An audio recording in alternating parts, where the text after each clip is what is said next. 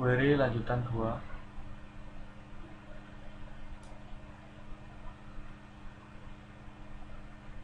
Tujuan mengenal bentuk-bentuk pengembangan query SQL, kemudian mengenal subquery pada banyak kolom, mengenal subquery pada form.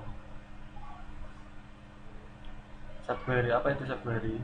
Subquery merupakan bentuk query lanjutan untuk pencarian data yang lebih kompleks.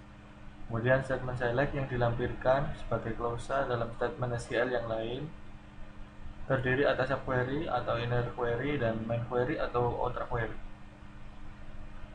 Kemudian eksekusi yang dikerjakan lebih dulu adalah subquery atau inner query yang dijalankan sekali sebelum main query.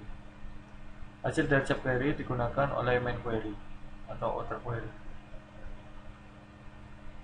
Ini contohnya select from where, ini disebut dengan main query, kemudian select from where yang di sebelah sini disebut subquery.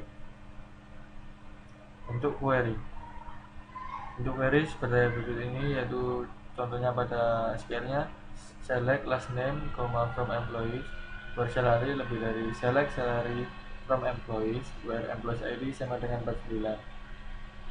Pada subquery ini nilainya 10.500. Kemudian ditampilkan tabel last name sebagai berikut ini. Query di atas akan menampilkan nama pegawai yang gajinya lebih dari pegawai dengan nomor pegawai 49. Sebelumnya, gaji dari pegawai dengan nomor pegawai 49 tidak diketahui.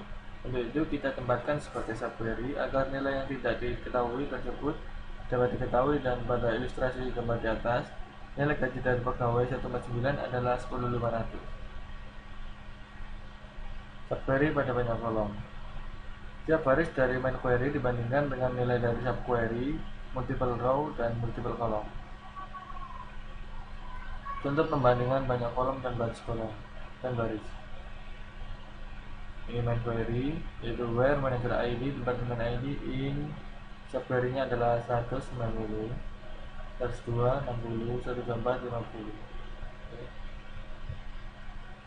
Kemudian pembandingan kolom. Pembandingan kolom dalam subquery banyak kolom dapat berupa pembandingan berpasangan atau pairwise comparison subquery dan pembandingan tidak berpasangan atau non pairwise comparison subquery. Pairwise comparison subquery.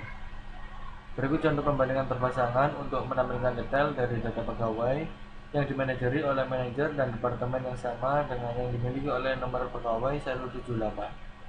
Skillnya seperti berikut ini, yaitu select employees ID, manager ID, departemen ID from employees, where manager ID, departemen ID in ini subquery-nya select manager ID, departemen ID from employees, where employee ID in 178,174 and employee ID not in 178,174. Non-pairwise comparison subquery. Data pegawai yang dimanajeri oleh manajer yang sama dengan pegawai dengan nomor pegawai 174 atau 141 dan bekerja dalam departemen yang sama dengan pegawai yang memiliki nomor pegawai 174 atau 141. Skillnya seperti berikut ini, yaitu select employee ID, manager ID, departemen ID from employees, where manager ID in ini subquery-nya select manager ID from employees, where employees ID in 174,141 and department ID in subquery lagi select department ID from employees, where employee ID in 174,141 and employee ID not in 174,141. Penggunaan query dalam closure form. Query bisa diletakkan di dalam closure form untuk membentuk tabel temporer. Query semacam ini dikenal dengan istilah inline view karena tidak membentuk objek database. Berikut ini contoh penggunaan query dalam closure form. Select added last name, a salary, added salary, a department ID, b sal AVG. From employees dialihkan dan a, kemudian subquery-nya select department ID, AVG salary dialihkan dengan sel AVG. From employees, group by department ID dialihkan dengan B.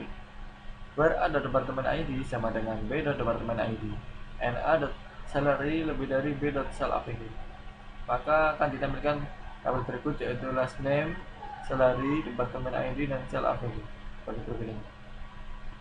Bar di atas menampilkan nama dan gaji dari pegawai yang gajinya lebih besar dari rata-rata gaji pegawai pada departemen tempat dia bekerja. Kemudian latihannya yaitu buat query untuk menampilkan nama, nomor departemen, dan gaji dari pegawai yang memiliki nomor departemen dan gaji yang sama dengan nomor departemen dan gaji pegawai yang memiliki komisi. Kemudian yang kedua adalah buat query untuk menampilkan nama pegawai, nama departemen, dan gaji dari pegawai yang memiliki gaji dan komisi yang sama dengan gaji dan komisi dari pegawai yang memiliki location ID 1700. Kemudian soal yang ketiga adalah buat query untuk menampilkan nama pegawai, tanggal mulai masuk kerja atau hire date, dan gaji untuk semua pegawai yang memiliki gaji dan komisi seperti yang dimiliki oleh pegawai yang bernama voucher. Data voucher tidak ditampilkan dalam hasil query. Kemudian yang keempat adalah buat query untuk menampilkan detail dari nomor pegawai, nama pegawai, dan nomor pegawai yang bertempat tinggal di kota yang nama kotanya diawali huruf T. Oke. Kemudian menggunakan tabel departemen yaitu ada departemen ID, departemen name, manager ID, dan location ID. Manager ID-nya ini seperti berbentuk T. Kemudian tabel yang kedua adalah tabel employees. Ini ada kolom employees ID, first name, last name, dan departemen ID. Di sini employees ID sebagai primary key dan departemen ID sebagai foreign key. Kemudian tabel job history itu ada employees ID, start date, end date, job ID, dan departemen ID seperti itu.